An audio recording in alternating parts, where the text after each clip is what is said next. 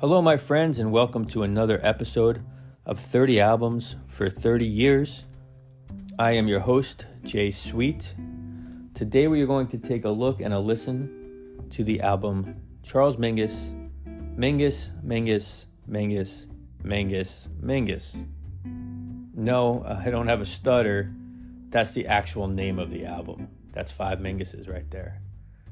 So, Charles Mingus is one of the most impactful, ambitious, progressive, radical, imaginative composers, bandleaders, and bassists of the 20th century. And in addition to his highly original music, Mingus was also known for his progressive political rants, his demands for silence during performances, and just a general no-nonsense attitude regarding his music. The numerous stories regarding Mingus, many exaggerated by the composer himself, have become part of jazz folklore. But what really matters is the music. So, a deep dive into Charles Mingus's extensive recording catalog shows highly original music encompassing elements of every popular jazz subgenre. This includes blues, gospel, swing, bebop, Dixieland, Latin forms, free jazz, you name it and he'll use it. Additionally, he had a strong knowledge of European classical music, and he would often incorporate classical concert music into his works. Now, as a jazz bass player, I must admit I'm a huge Mingus guy. I first discovered him in high school, took an entire course on Mingus and his music at Berkeley, and recently wrote an article celebrating his centennial for New Jersey Jazz Magazine, in which I got to interview Charles Mingus' son Eric, bass players like Mike Richmond and Boris Kozlov, who worked in the Mingus Dynasty Band and the Mingus Big Band, and saxophonist Alex Foster, who had some connection to Mingus as well. You might see Alex on the Saturday Night Live band. So I'm always down to listen to and discuss Charles Mingus, and I hope you enjoy this episode.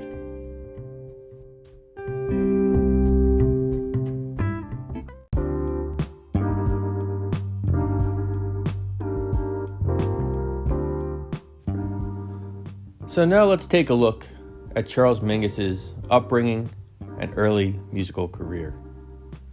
Charles Mingus Jr. was born in Nogales, Arizona.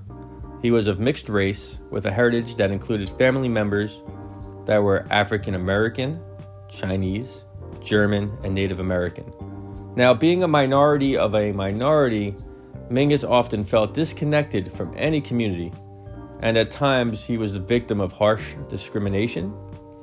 He was heavily aware of racial tensions and inequality, and Mingus was often outspoken about such issues and often incorporated his sometimes radical views on race into his music, his poetry, and during political rants. To disconnect from his environment and social situation, Charles Mingus sought solace in music. His first musical inspiration came from classical records and the music of the Black Church, and soon after that, he became heavily inspired by the swing music of the great Duke Ellington. At first, he began studying trombone. His early training on the instrument was fragmented, and he struggled with it. Then he switches to cello, and then eventually he settles in on the bass. Now, in his early 20s, Mingus had performed with jazz virtuoso, the first great jazz virtuoso, and the biggest star of the music, Louis Armstrong. He also became active on the Los Angeles jam circuit scene, and he befriended musicians like Dexter Gordon and Art Pepper. During the mid-1940s, Mingus was already thinking with this degree of grandeur. He had this growing desire to present his original music, but he was still a relatively unknown musician. So to gain a more substantial reputation, it was necessary for Charles Mingus to first come to prominence as a sideman in jazz. So during this time, knowledge of Mingus's abilities increased. He was working as a bassist with various band leaders, some very popular: Lionel Hampton, Illinois Jacquet, Benny Goodman, Billie Holiday, and Fats Navarro. But still, throughout this period, his activities were still kind of fragmented. He did a lot of one-nighters. And Mingus grew frustrated. By 1950, he was working as a postman, and it seemed as if Charles Mingus had given up on making a career in music. But he rallied when he was asked to replace bassist Red Kelly in the famous Red Norvo trio. He was the only person of color in the trio, and racial tensions forced Mingus to quit the group. And after leaving Norvo, he relocates to New York, begins participating in the many celebrated bebop jam sessions that were happening there. And he came into contact with bebop innovators like Charlie Parker, Dizzy Gillespie, Max Roach, and others. And then soon Mingus began to finally formulate his own group, but was still working primarily as a freelance bassist at the time. Now, for a short time in 1953, Charles Mingus joins Duke Ellington's orchestra, his hero, Duke Ellington. But still, even his respect and admiration for Ellington could not stifle Charles Mingus's temper. He was known to have quite a temper. And he was fired after a violent altercation with Ellington's trombonist Juan Tizol. Now, despite his reportedly violent nature, several known musicians continued to take a chance to use Mingus during this time. He was just that strong of a bass player. And throughout the early to mid 1950s, he's playing in groups led by Charlie Parker, Art Tatum, Lenny Tristano, and others. After finally gaining his reputation as one of jazz's most impressive bassists, Mingus continued to seek opportunities to present his experimental and often long-form compositions. And he does so with his newly formed group, the Jazz Workshop.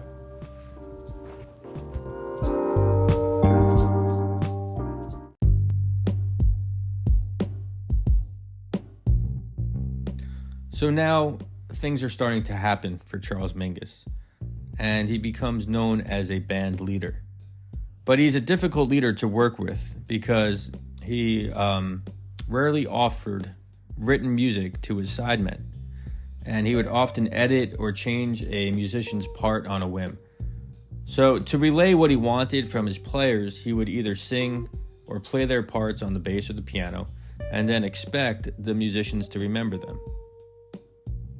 In 1956, Charles Mingus released his first major label debut, Pithecanthropus Erectus, on Atlantic Records, 1956. The album showcased new modernism in jazz writing and improvisation. And then the release led to a more significant period of popularity for Charles Mingus. In 1959, he releases his most impressive and celebrated album to date, Mingus's Mingus 1959, Columbia Records. It's a classic. It's a great album. And then moving into the 1960s, Mingus releases some more fantastic albums of original works. 1962, Mingus attempts to showcase a large ensemble for a concert and a recording at New York's Town Hall. And the event was like a mess. It turned out to be a well-reported mishap. It was just a disaster. The musicians were not well prepared. Mingus was sort of all over the place. And the failed show nearly derailed Mingus's career. However, as he did several times throughout his career, he rallied. And he released another brilliant work in 1963 called The Black Saint and the Sinner Lady, which preceded the album we're going to discuss, Mingus, Mingus, Mingus, Mingus, Mingus.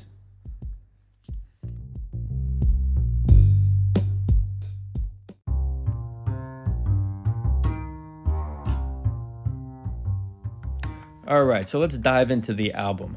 Mingus, Mingus, Mingus, Mingus, Mingus. Man, that's fun to say. I'm going to do it again. Mingus, Mingus, Mingus, Mingus, Mingus. Yeah, man, you should try it. So nonetheless, last time, Mingus, Mingus, Mingus, Mingus, Mingus was released on January 9th, 1964 on the Impulse record label, and it was released the same day as John Coltrane's Live at Birdland, which was also on Impulse. The album mostly showcases careful reworkings of several of Mingus's previously recorded compositions under different titles. So when you look at the track names, you would initially think that Mingus is offering all new original material, but instead, he's really rehashing older works. It was a bit sneaky.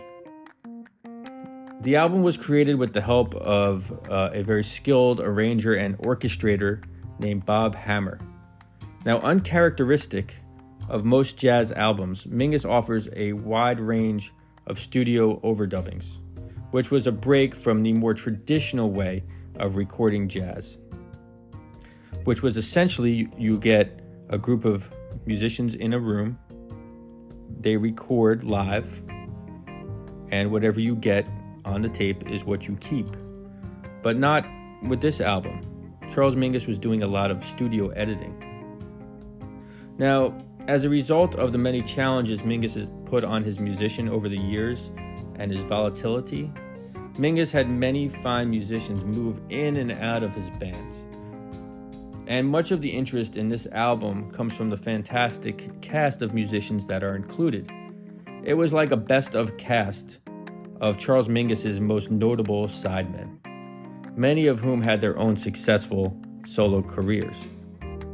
This list includes people like Eric Dolphy, a multiple reeds player, Jerome Richardson, who also played the various reed instruments, Booker Irving on the tenor saxophone, Charlie Mariano on the alto saxophone, Jackie Bayard, the great pianist, Britt Woodman on trombone, Don Butterfield on tuba, and longtime collaborator Danny Richmond on drums, one of the only constants in Charles Mingus's band up to this point. So in a sense, the album is kind of a greatest hits reworking, and because of this, it serves as a great introduction to the music of Charles Mingus.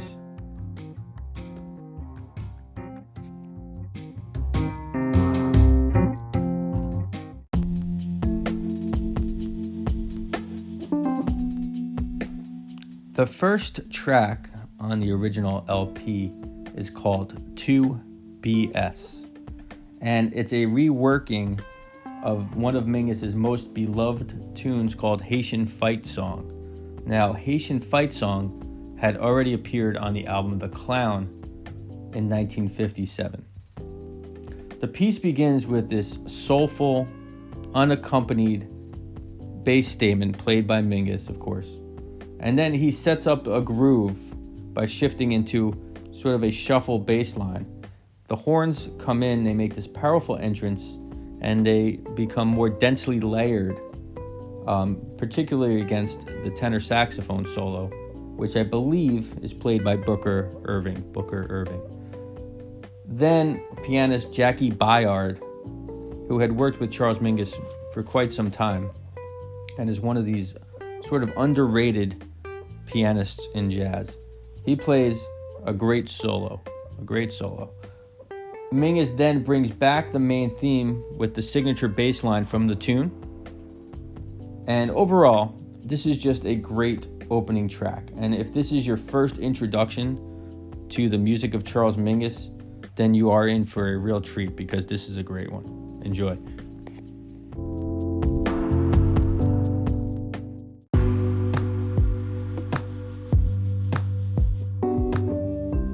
Track 2 is a piece titled 1X Love. It was first issued as Duke's Choice from a Mingus record titled A Modern Symposium of Music and Poetry. That's from 1959 on Bethlehem Records. The song is a lengthy, deep, sultry ballad showcasing advanced orchestral arrangement characteristics and Mingus's highly skilled writing.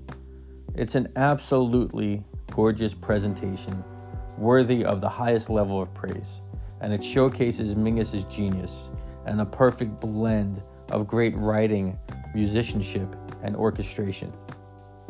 This is one of those tracks in which you hear something differently every time you listen to it. It's so heavily layered that there are all these beautiful elements hidden within the main themes.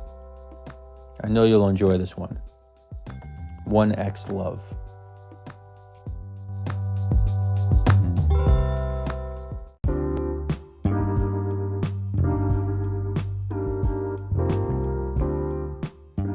All right, now before we get to our third track of side one, Celia, let's first talk about the recording sessions for this album. There are 2 listed. The first one took place on January 20th, 1963. Included on that session were trumpeters Ralph Erickson and Richard Williams.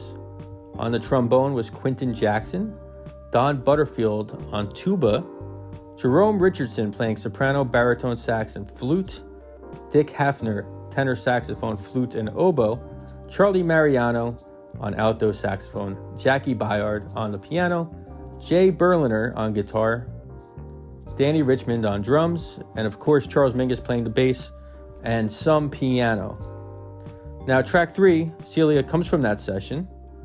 Celia first appeared on the album East Coasting.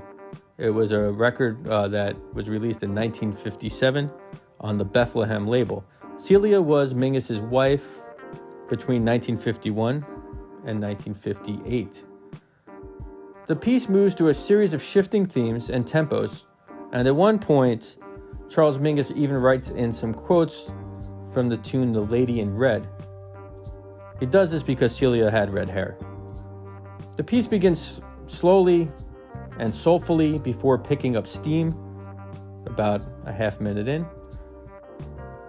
As with most tracks on the record, musicians drop in and out with little notice, and midway through the track, about 3 minutes and 13 seconds in, an entirely new swing feel is presented.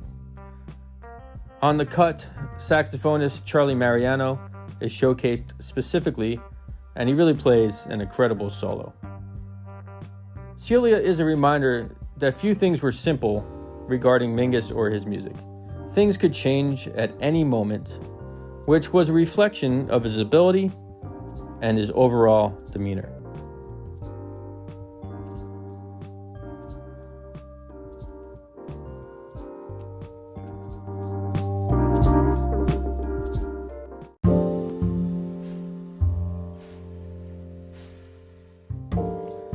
The final track of side 1 on the original LP is Mood Indigo. Mood Indigo was recorded during the second session for the album. Included in that session was Eddie Preston on trumpet, Richard Williams on trumpet, Britt Woodman on the trombone, Don Butterfield on tuba, Jerome Richardson on soprano and baritone saxophone and flute. Dick Hafer plays tenor saxophone, clarinet, and flute. The great Booker Irving on tenor saxophone. Eric Dolphy, alto saxophone, flute, and bass clarinet. Jackie Byard on piano. And playing drums is not Danny Richmond, but Walter Perkins. Walter Perkins is on this track. Mood Indigo is a Duke Ellington classic ballad. It's one of his great works. And of all of the people who influenced Charles Mingus, Duke Ellington was the most significant.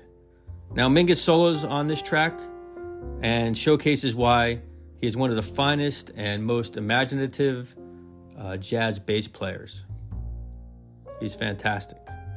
And then his solo gives way to Jackie Byard, who does a great job emulating Ellington's style. This track is less heavily arranged than the others we have heard thus far, and it is the only cut on the record that was not written by Charles Mingus. Enjoy Mood Indigo.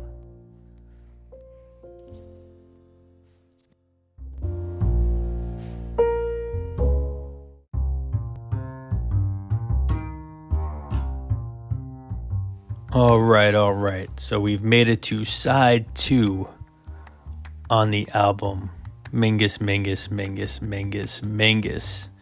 And track 1 of side 2 is Better Get Hit in Your Soul, which is a reworking of Better Get It in Your Soul, the opening track of Mingus's classic recording, Mingus Columbia Records, 1959. Now, it's a fine remake of a tune that didn't really need remaking. There are a few noticeable edits and splices on this track. Now, remember, Mingus is doing a lot of studio overdubs for this recording. Overall, the tune has an up-tempo gospel vibe, further connecting Mingus's music to the music of the Black church. The biggest change from the original comes in the closing section, which showcases an all-out gospel jam. Overall, the music is somewhat fun but frantic, it's exploratory, and it's definitely unique, just like the guy who wrote it.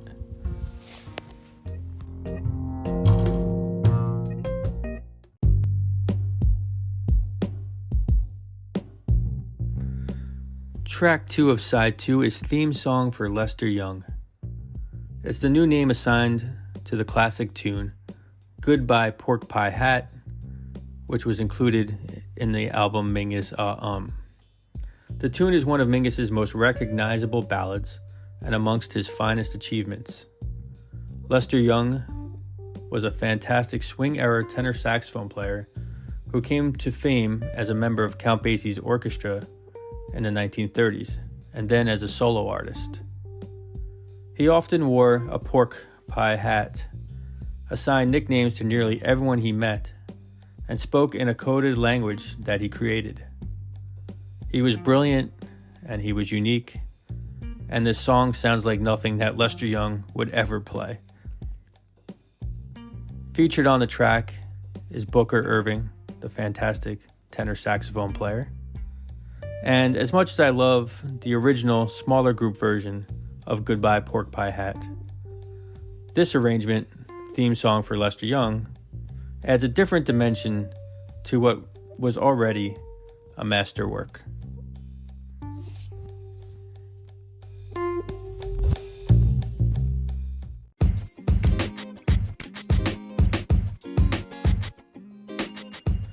Okay, so we've made it to the final track on the original LP, and I swear Mingus titles his tunes to embarrass me because this is a tough one to say, so I'm going to butcher it. The name of the track, I believe, is Hora de Guppitus, which is not the name of some rare disease. It's actually Latin for the word bedtime, and it is the closing track of the album. The tune is a remake of E's Flat, Oz Flat 2 from the Blues and Roots album Atlantic Records 1960. The piece begins with a cool bass intro before shifting into a fast swing with added horns, playing some pretty modernistic voicings and counter melodies.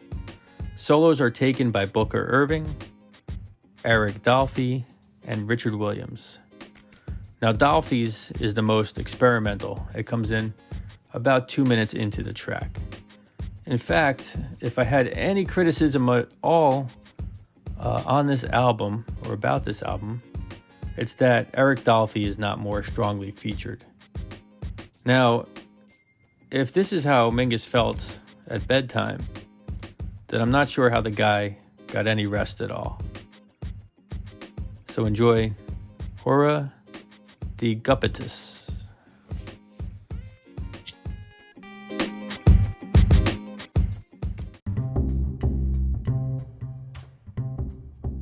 All right, so we made it to the end of the album, and we are better for it. So in conclusion, even though Mingus was sort of getting over on us with this recording by changing the names of older tunes, it's still a fresh take on some already brilliant works.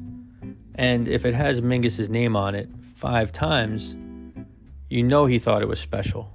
I'm going to do it again. You're going to say it with me. Ready? Mingus, Mingus, Mingus, Mingus, Mingus. It's so much fun to say. Try it fast.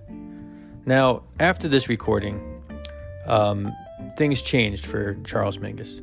Not long after this release, interest in Charles Mingus and his style of jazz had begun to wane, and the death of his former bandmate Eric Dolphy, who died on June 29th, 1964, the loss of several key band members, and the breakdown of many of Mingus's business and personal relationships led to several unfortunate episodes, including a documented eviction from his studio and a stay at Bellevue Hospital. The late 1960s were a particularly dark period for Mingus, as his activities and ambition had become more limited.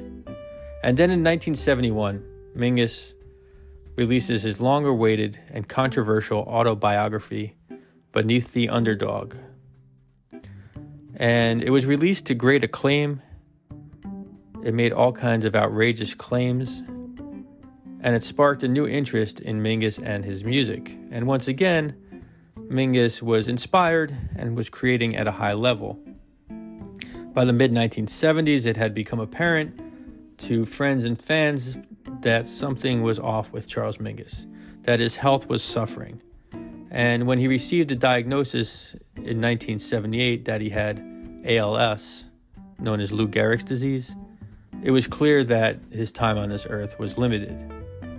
Now, Mingus continued to work steadily to present as much music as possible until he passed in 1979. And he was mostly composing at the end by singing into a tape recorder. Charles Mingus was one of the great gifts in American music. So thanks, Charles Mingus, for the great music, and thank you for listening. Let's keep the music alive.